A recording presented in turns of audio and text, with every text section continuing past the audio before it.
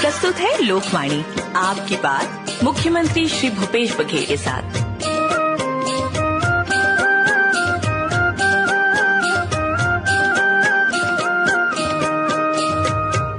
लोकवाणी की 28वीं कड़ी के प्रसारण के अवसर पर हम माननीय मुख्यमंत्री श्री भूपेश बघेल जी और सभी श्रोताओं का स्वागत करते हैं, अभिनंदन करते हैं। ये प्रसारण ऐसे समय में हो रहा है जब वित्तीय वर्ष 2021-22 का समापन हुआ है और नए वित्तीय वर्ष 2022-23 की शुरुआत हो चुकी है। इस पृष्ठभूमि में लोकवाणी की ये कड़ी नवा छत्तीसगढ़ नवा बजट पर केंद्रित है।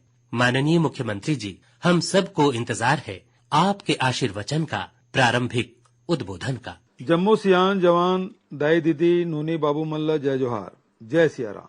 आप सब मल्ला रामनवमी, डॉक्टर अंबेडकर जयंती, महावीर जयंती, बैसाखी, हाटकेश्वर जयंती, श्रीमद वल्लभाचार्य जयंती, ईद उल फितर के गाड़ा गाड़ा बधाई। हमारे छत्तीसगढ़ के प्राचीन नाम दक्षिण कौशल रीस। हमारे छत्तीसगढ़ में भगवान राम ला भांचा माने जाते।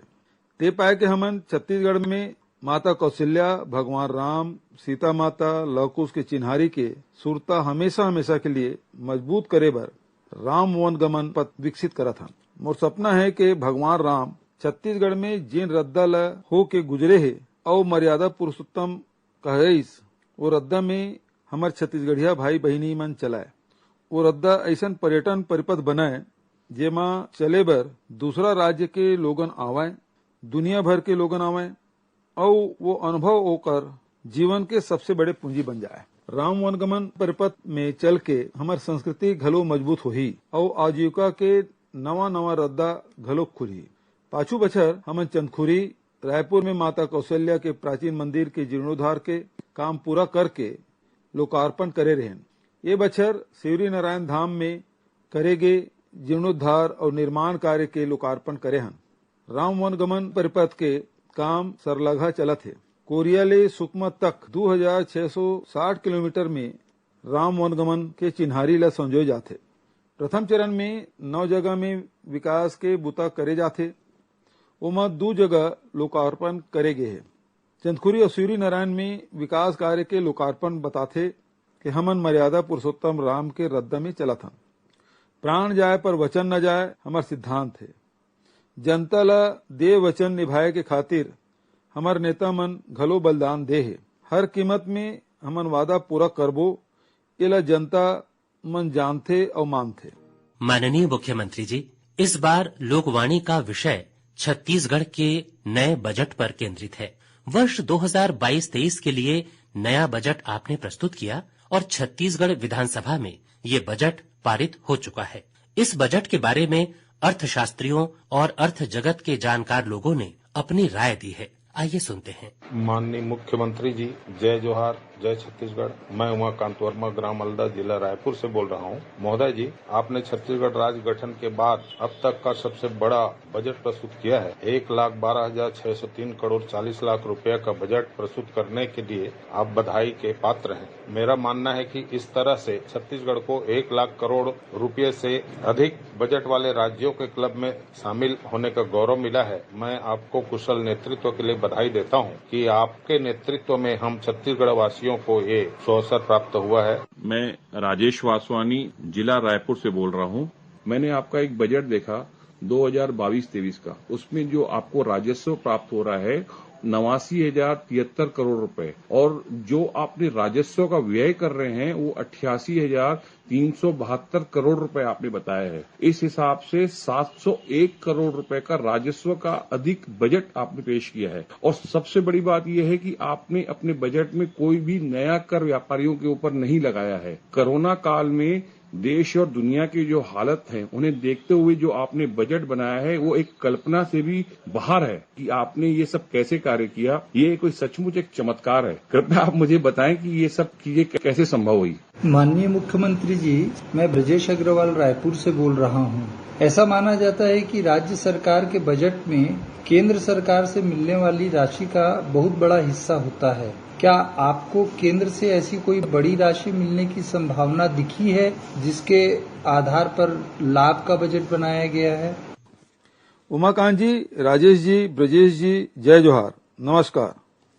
आप सभी को धन्यवाद। निश्चित तौर पर छत्तीसगढ़ का बजट 1 लाख करोड़ के ऊपर पहुंचना प्रत्येक छत्तीसगढ़ वासी के लिए गौरव का विषय है। इसके लिए मैं आप सबको बधाई देता हूं। वास्तव में छत्तीसगढ़ की जनता ने जी तोड़ मेहनत की है और अपने खून पसीने से सींचकर राज्य के विकास के पौधे को एक फलदार वृक्ष के रूप में विकसित किया है। मैंने पहले भी अनेक बार कहा है कि हम अपने संसाधनों के सम्मान, वैल्यू एडिशन, अपने मेहनतकश जनता की लगन और मेहनत को सही मान और राज्य के उत्पादन को सही दाम दिलाते हुए आगे बढ़ेंगे।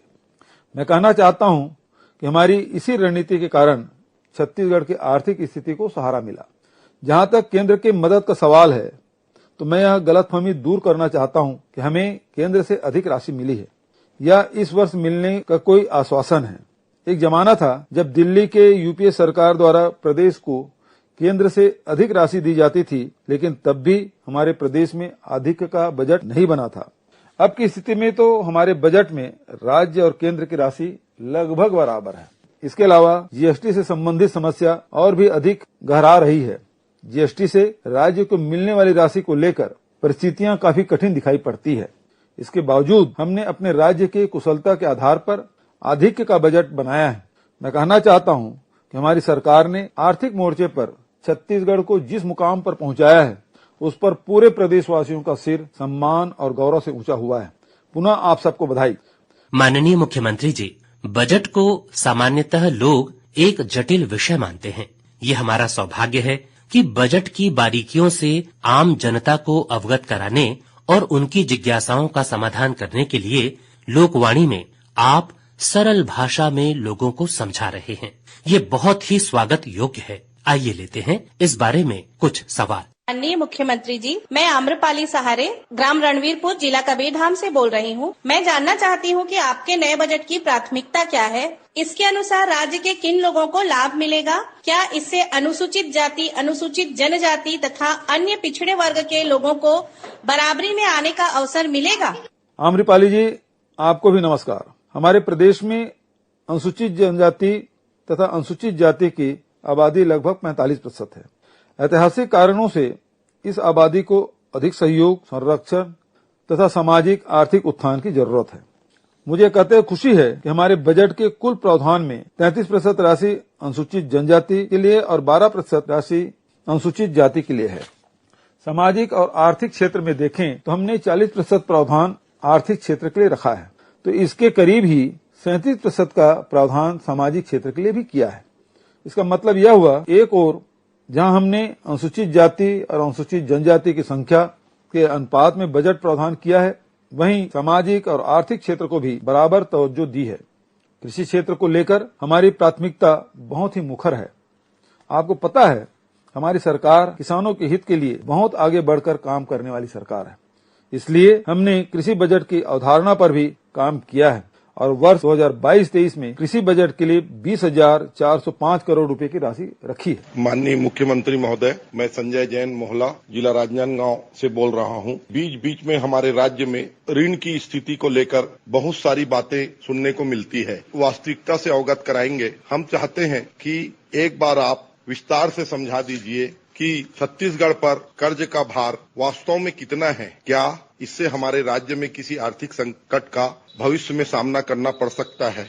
संजय जी नमस्कार। 17 दिसंबर 2018 की स्थिति में हमें 41,695 करोड़ का ऋण भार विरासत में मिला था। हमारी सरकार बनने के बाद शुद्ध ऋण में वृद्धि 42,528 करोड़ है। इसके पीछे एक बड़ा कारण है, भारत सरकार से जीएसटी क्षतिपूर्ति नहीं मिलने के कारण हमें जीएसटी ऋण लेने के लिए कहा गया। अगर हमें जीएसटी की राशि मिल जाती तो ऋण नहीं लेना पड़ता। इसमें वर्ष 2020-21 एवं 2021-22 में भारत सरकार से प्राप्त जीएसटी ऋण 8,074 करोड़ तथा विशेष केंद्रीय सहायता ऋण 568 करोड़ सहित कुल मिला के 8,642 करोड़ शामिल है। इसे कम करने पर सरकार द्वारा लिया गया शुद्ध ऋण केवल 33,886 करोड़ है। विगत 3 वर्षों में केंद्र सरकार से केंद्रीय करों में राज्य के हिस्से की राशि 13,089 करोड़ की कमी तथा कोविड-19 आपदा के कारण राज्य के राजस्व में अपेक्षित वृद्धि नहीं होना भी एक बड़ा कारण है, जिससे हमें यह ऋण लेना पड़ा। हमने वर्ष 2021-22 में 8,071 करोड़ का शुद्ध ऋण लिया। वर्ष 22-23 के बजट में इसे और भी कम करते हुए शुद्ध ऋण 7,100 करोड़ किया गया है। इस प्रकार ऋण लेना लगातार कम किया जा रहा है। हमने जो भी ऋण लिया है उसका लाभ किसानों तथा जरूरतमंद परिवारों को मिल रहा है और लौटकर अर्थव्यवस्था में आ रहा है। इस तरह हमने एक ओर जहां धीरे धीरे ऋण भार को कम करने में सफलता पाई है, वहीं दूसरी ओर जनहित के कार्यों को थमने नहीं दिया।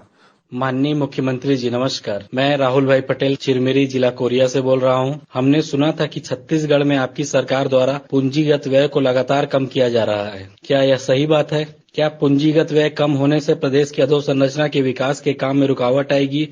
राहुल जी नमस्कार, यह सरासर गलत बात है और इसे दो तरीकों से समझना चाहिए। पहली बात तो यह है कि वर्ष 2021-22 का पूंजीगत व्यय 14,191 करोड़ तथा वर्ष 2022-23 के बजट में 15,241 करोड़ रखा गया है। इस प्रकार पूंजीगत व्यय में लगातार वृद्धि हो रही है। अब दूसरी बात को समझना ज्यादा जरूरी है। हमें सरकार चलाते हुए सिर्फ 3 वर्ष हुए हैं।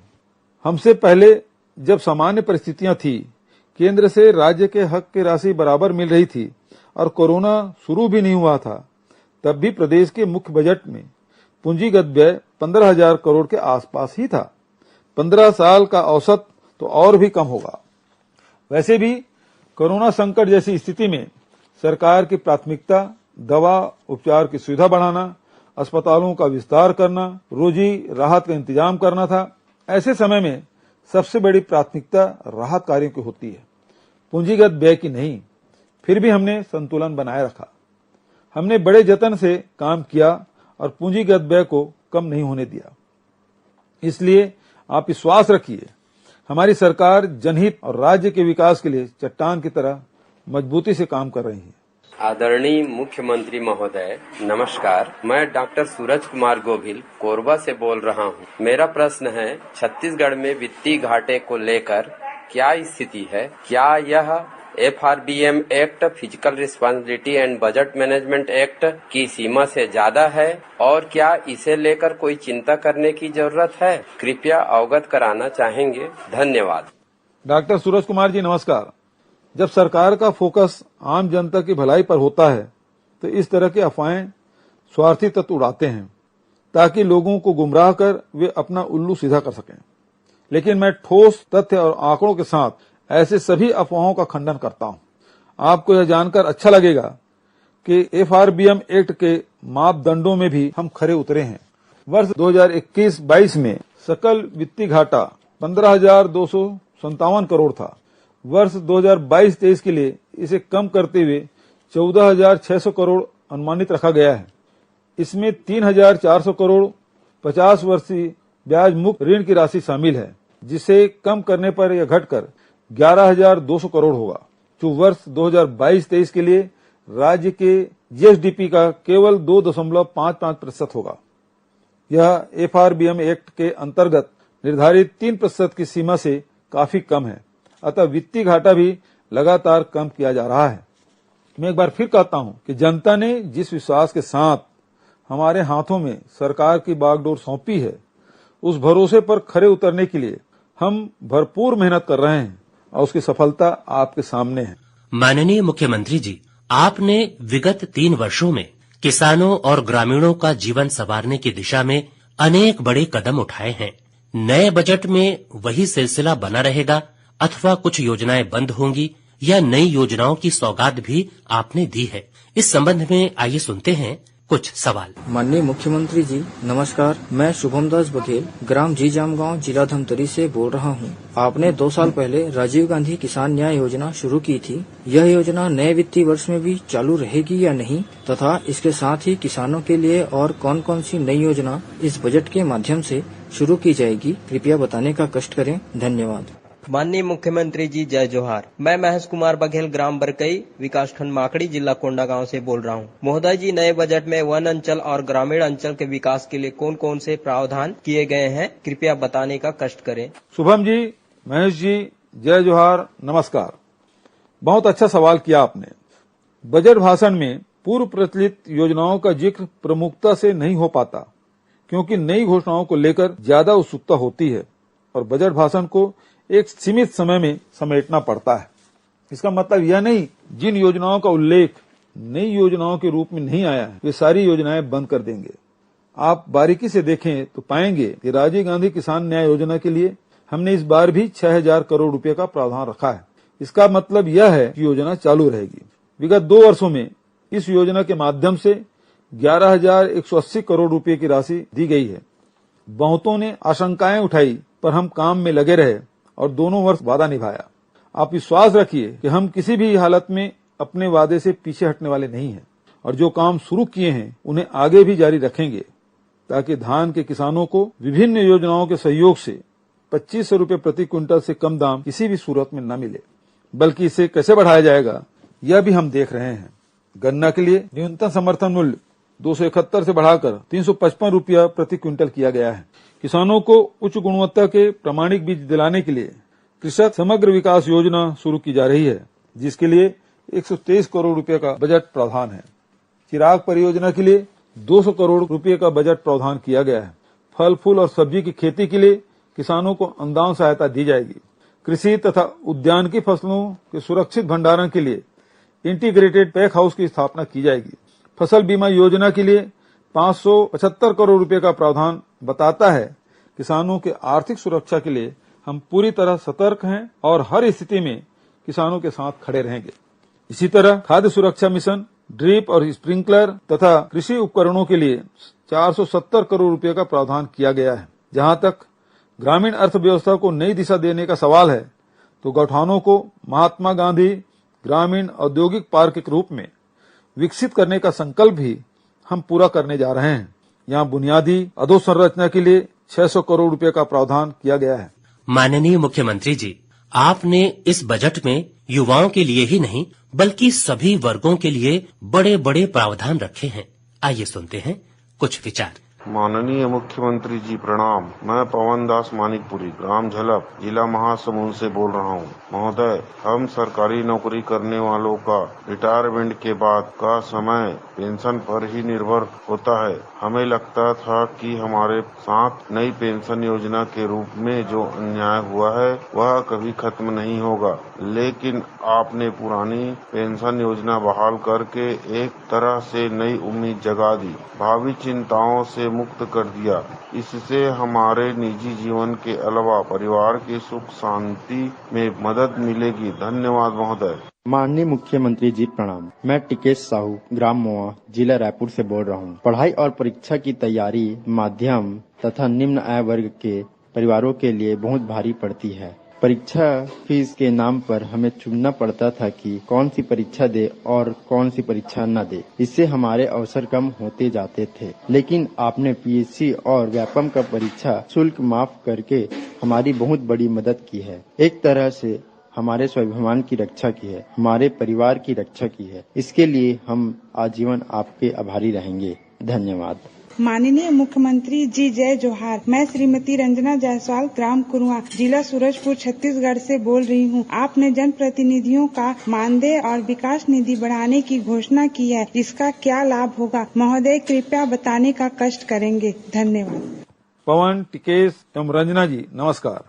हमारी सरकार एक जन कल्याणकारी सरकार है, अतः यह हमारी जिम्मेदारी है कि समाज के जिस वर्ग के विकास में जिस स्तर पर रुकावट आ रही है उसे दूर किया जाए। बहुत सारी समस्याएं सामाजिक होती है तो बहुत सारी समस्याएं आर्थिक भी होती है। मेरा मानना है कि समाज के हर वर्ग को आर्थिक स्वावलंबन की ओर बढ़ाना हमारा कर्तव्य है, क्योंकि आर्थिक स्वावलंबन से व्यक्ति अपनी सामाजिक प्रतिष्ठा और अपने विकास के रास्ते स्वयं बनाने लगता है। मैंने बजट में यह घोषणा की है कि पीएससी तथा व्यापम अब अपने परीक्षार्थियों से परीक्षा शुल्क नहीं लेगा। बजट के बाद भी एक नई घोषणा करते हुए हमने विशेष कनिष्ठ कर्मचारी चयन बोर्ड के माध्यम से होने वाली परीक्षाओं में भी परीक्षा शुल्क माफ कर दिया है।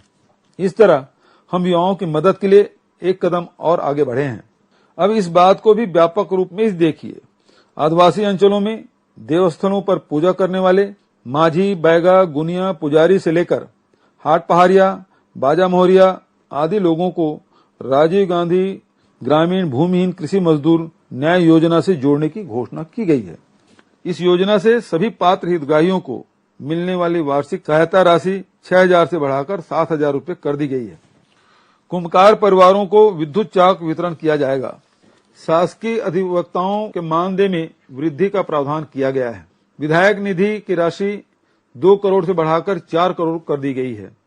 जिला पंचायत अध्यक्षों का मानदेय 15,000 से बढ़ाकर 25,000, जिला पंचायत उपाध्यक्षों का मानदेय 10,000 से बढ़ाकर 15,000, जिला पंचायत सदस्यों का मानदेय 6,000 से बढ़ाकर 10,000 प्रतिमाह किया गया है। जनपद पंचायत अध्यक्षों का मानदेय 6,000 से बढ़ाकर 10,000, जनपद पंचायत उपाध्यक्षों का मानदेय 4,000 से बढ़ाकर 6,000 एवं जनपद पंचायत सदस्यों का मानदेय 1,500 से बढ़ाकर 5,000 प्रतिमाह किया गया है। सरपंचों का भत्ता 2,000 से बढ़ाकर 4,000 एवं पंचों का भत्ता 200 से बढ़ाकर 500 रुपये प्रतिमाह किया गया है। विकास निधि में जिला पंचायत अध्यक्षों को 15 लाख, उपाध्यक्षों को 10 लाख एवं सदस्यों को 4 लाख रुपए प्रति वर्ष के मान से देने का प्रावधान किया गया है। जनपद पंचायत अध्यक्षों को 5 लाख, उपाध्यक्षों को 3 लाख एवं सदस्यों को 2 लाख प्रति वर्ष के मान से विकास निधि के रूप में देने का भी प्रावधान किया गया है।